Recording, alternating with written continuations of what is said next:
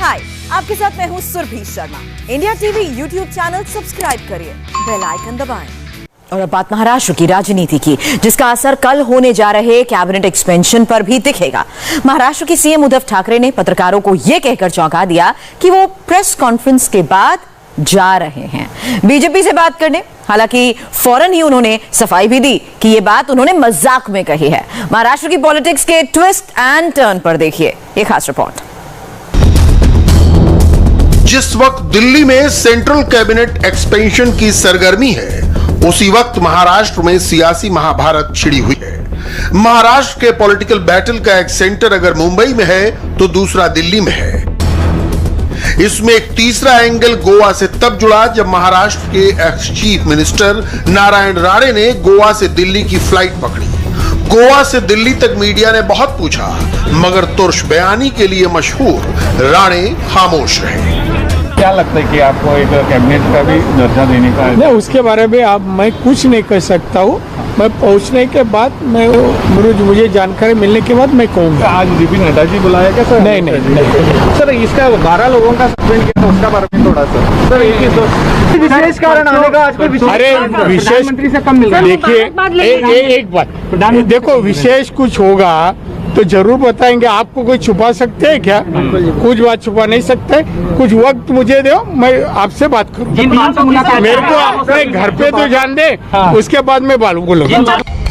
नारायण राणे को केंद्रीय कैबिनेट में जगह देना बीजेपी का उद्धव ठाकरे को एक बड़ा पॉलिटिकल मैसेज है। नारायण राणे ठाकरे परिवार के कट्टर सियासी दुश्मन कहे जाते हैं, खुलकर उद्धव के खिलाफ बोलते हैं। राणे कभी शिवसेना में थे, बाल ठाकरे के इतने खासुल खास थे कि चीफ मिनिस्टर भी बनाए गए। मगर जब राणे ने अपनी ताकत दिखानी शुरू की तो ठाकरे ने उन्हें निकाल बाहर किया। ठाकरे परिवार से उनकी दुश्मनी तब से चली आ रही है। शिवसेना और बीजेपी के साथ आने की उम्मीद क्या टूटी, राणे को दिल्ली का बुलावा आया। इसके दो ही मतलब अब हो सकते हैं, या तो शिवसेना और बीजेपी के बीच अब गठबंधन की कोई भी उम्मीद नहीं बची है, या फिर बीजेपी ने शिवसेना को कह दिया है कि राणे को वो अपने लिए ला रहे हैं और गठबंधन अगर होगा तो वो बीजेपी के शर्तों पर ही होगा।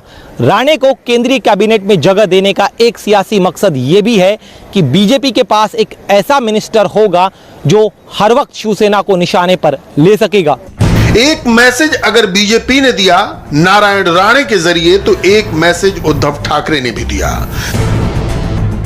जब महाराष्ट्र विधानसभा के अंदर बाहर हंगामे के बीच वो अपने दो सहयोगी दलों के नेताओं के साथ प्रेस कॉन्फ्रेंस करने आए, उद्धव का अपने गठबंधन के साथियों के साथ मीडिया के सामने आने का मैसेज बिल्कुल सिंपल है। महाराष्ट्र की पॉलिटिकल पिक्चर अभी यही रहने वाली है, बदलेगी नहीं। दिवसांपासून जी चर्चा सुरू आहे वेगवेगळी कारण की वेगवेगळी चर्चा सुरू आहे। मी या दोघांच्या मध्ये निघायचं म्हटलं तर कुठच्या बाजूने निघू ते सांगा। चर्चा सुरू झाली आहे की तुमची जी पंतप्रधानांबरोबर भेट झाली त्यानंतर तुमची आणि भाजपाची जवळीक वाढलेली आहे आणि काहीतरी होऊ शकतं भविष्यामध्ये, आणि हे सरकार अहो 30 वर्ष एकत्र राहून काही नाही झालं तर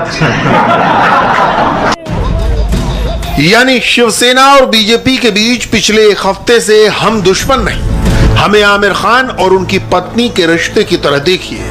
इस तरह के जो बयान आ रहे थे, जो पॉलिटिकल सीज फायर होता दिख रहा था, वो फिलहाल टूट गया है। वैसे ये बीजेपी नहीं थी जिसने सियासी सीज फायर पहले तोड़ा। पहला वार तो शिवसेना ने ही किया जब सोमवार को उसके अस्थायी स्पीकर ने असेंबली में हंगामे के बाद बीजेपी के 12 एमएलए सस्पेंड कर दिए। जबकि इससे पहले जून में दिल्ली में उद्धव ठाकरे और नरेंद्र मोदी की 1-to-1 मुलाकात हुई थी। उसके बाद से ही शिवसेना और बीजेपी ने एक दूसरे के खिलाफ तेवर नरम कर लिए थे। दुश्मन न होने जैसे बयान आ रहे थे, लेकिन रिश्तों की पिघलती बर्फ फिर सर्द हो गई। सत्ता की चढ़ती हांडी उतरी तो बीजेपी तिलमिला गई। पार्टी ने महाराष्ट्र विधानसभा के बाहर 5 घंटे तक पैरेलल असेंबली सेशन चलाया, ठाकरे सरकार के खिलाफ निंदा प्रस्ताव पारित किया। यहाँ तो बीजेपी की अपनी मर्जी चली, अपना ही स्पीकर, अपने ही मेंबर, खुद ही सत्ता में और खुद का अपोजिशन। हमारे साथ कोई बातचीत नहीं की गई। देखिए, जब अहंकार ये सिर चढ़कर बोलता है तो इसी प्रकार की परिस्थिति होती है। पांडवों ने क्या मांगा था? केवल 7 गांव मांगे थे, लेकिन सुई के नोक जितनी भी जगह नहीं देंगे, इस प्रकार से जब दुर्योधन कहता है तो अहंकार चरम सीमा पर होता है। वही दुर्योधन का अहंकार आज इस सरकार में हमको दिखाई पड़ता है, और इसलिए हमसे किसी ने बातचीत नहीं की और कोई भी हमारे से बातचीत करने के लिए नहीं आया। सरकार ने कोई पहल नहीं की, क्योंकि इस सरकार को विपक्ष चाहिए ही नहीं। ये तो आपातकाल की मानसिकता लेकर जन्मी हुई सरकार है। पिछले 2 दिनों से महाराष्ट्र विधानसभा के अंदर और बाहर जो कुछ भी हो रहा है, दरअसल उसकी स्क्रिप्ट पर्दे के पीछे से लिखी जा रही है। और इसकी शुरुआत हुई थी इस साल मार्च महीने से, जब शरद पवार प्रफुल्ल पटेल के साथ मिलकर अहमदाबाद गए थे अमित शाह से मिलने के लिए। और इसके बाद जून महीने में प्रधानमंत्री नरेंद्र मोदी से उद्धव ठाकरे ने अकेले में मुलाकात की।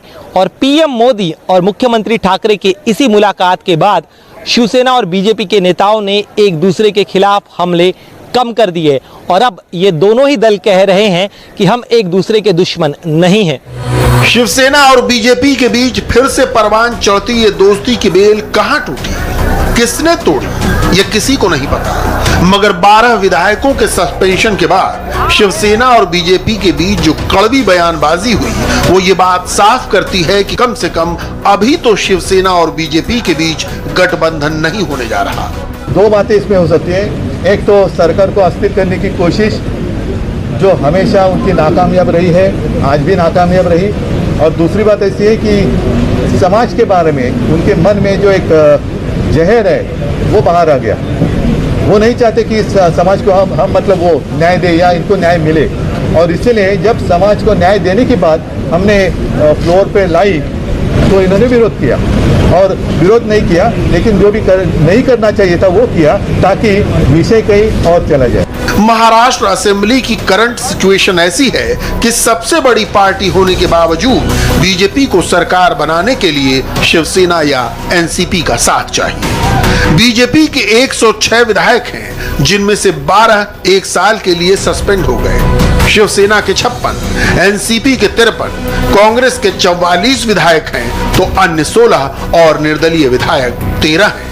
कुल 288 सदस्यों वाली विधानसभा में बहुमत के लिए 145 मेंबर चाहिए। 12 विधायक सस्पेंड होने से बीजेपी का संख्या बल और कम हो गया। सत्ता की चाबी इतने करीब आकर हाथ से फिर फिसल गई। इसकी वजह से बीजेपी और तिलमिलाई हुई है। उद्धव सरकार से उसकी शिकायतों की लिस्ट और लंबी हो गई है। असं आहे की सत्ता ही जेव्हा डोक्यात जाते त्यावेळी विरोधी पक्षाची आवश्यकता राहत नाही। आमच्या काळामध्ये तणावाच्या परिस्थितीत मी स्वतः मुख्यमंत्री असून जायचो आणि चर्चा करायचो। आज या ठिकाणी कोणी चर्चा करायला तयार नाही। यांचा लोकशाहीवर विश्वासच नाही। त्यांना पर्याय विरोधी पक्ष नाही आहे तर आपली मनमानी करता येते अशा मानसिकतेत आहेत, पण असे लोक टिकत नाहीत। महाराष्ट्र में बीजेपी शिवसेना के बीच की तकरार विधानसभा चुनाव के बाद शुरू हुई। जिस तरह से सिंगल लार्जेस्ट पार्टी बीजेपी बनी, ठीक वैसे ही शिवसेना को साथ में सत्ता स्थापन करने का मैंडेट मिला था। लेकिन शिवसेना सीएम पद चाह रही थी 2.5 साल के लिए। बस यहीं से दोनों दलों में मनमुटाव शुरू हुआ और फिर उसके बाद शिवसेना ने कांग्रेस एनसीपी के साथ मिलकर सत्ता महाराष्ट्र में स्थापन की। बीजेपी को पिछले 2 साल से यही टीस है कि सबसे बड़ी पार्टी होने के बावजूद वो विपक्ष में है और उसकी सबसे पुरानी सहयोगी शिवसेना सीएम की कुर्सी पर काबिज है। ऐसे में दोबारा गठबंधन के लिए जब पर्दे के पीछे हुई बात बिगड़ी और बीजेपी के 12 विधायक सस्पेंड हुए तो पार्टी ने बेहद तीखे तेवर अपना लिए। महाराष्ट्र में बीजेपी और शिवसेना के बीच कभी हां और कभी ना वाली इस राजनीति के कई कारण हैं।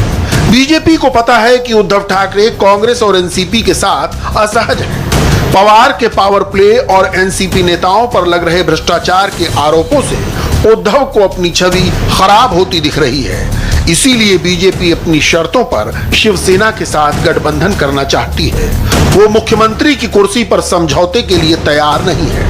बीजेपी का अपना सियासी दांव है, तो शिवसेना के सामने भी विकल्प चुनने की दुविधा है। जो मुख्यमंत्री पद देने को बीजेपी नहीं तैयार थी, वो कांग्रेस और एनसीपी ने दिया। पिछली साझा सरकार में शिवसेना हमेशा बीजेपी पर गुलामों जैसे बर्ताव का इल्जाम लगाती रही थी। कांग्रेस एनसीपी ने कम से कम सार्वजनिक तौर पर ठाकरे को हमेशा ही सम्मान बख्शा। शिवसेना को डर इस बात का भी है कि जिस तरह बीजेपी ने उसे बड़े से छोटा भाई बनाया, उसी तरह दोबारा साथ जाने पर पार्टी को पूरी तरह खत्म भी कर सकती है। उद्धव के सामने नीतीश कुमार की ही मिसाल है।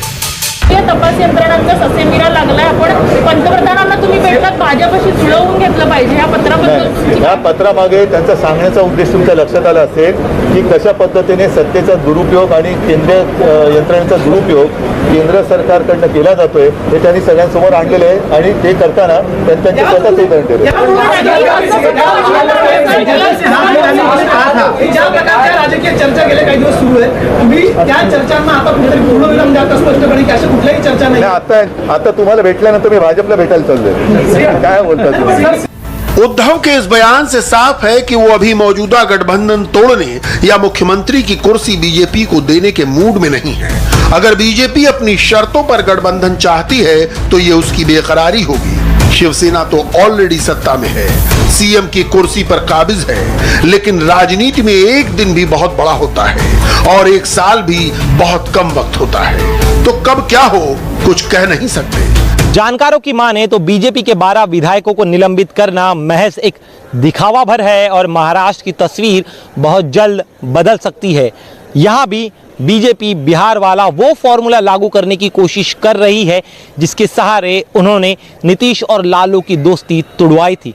लेकिन यहाँ पर पेच बस इतना सा है कि क्या उद्धव ठाकरे फिर एक बार बीजेपी के साथ हाथ मिलाकर शिवसेना को बीजेपी की मातहत पार्टी बनाने के लिए तैयार हैं या फिर नहीं।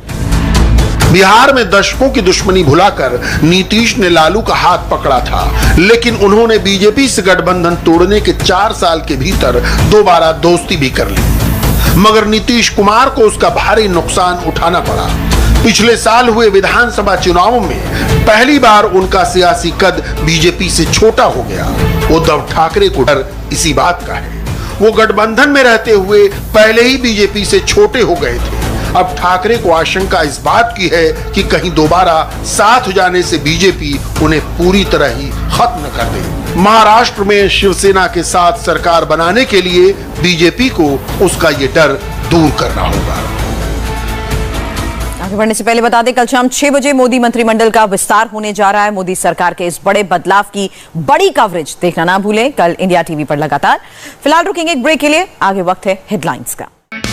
हाय, आई एम सुरभि शर्मा। खबरों से अपडेट रहने के लिए India TV YouTube channel subscribe करिए, साथ में बेल आइकन जरूर दबाएं। जुड़े रहें इंडिया टीवी के साथ।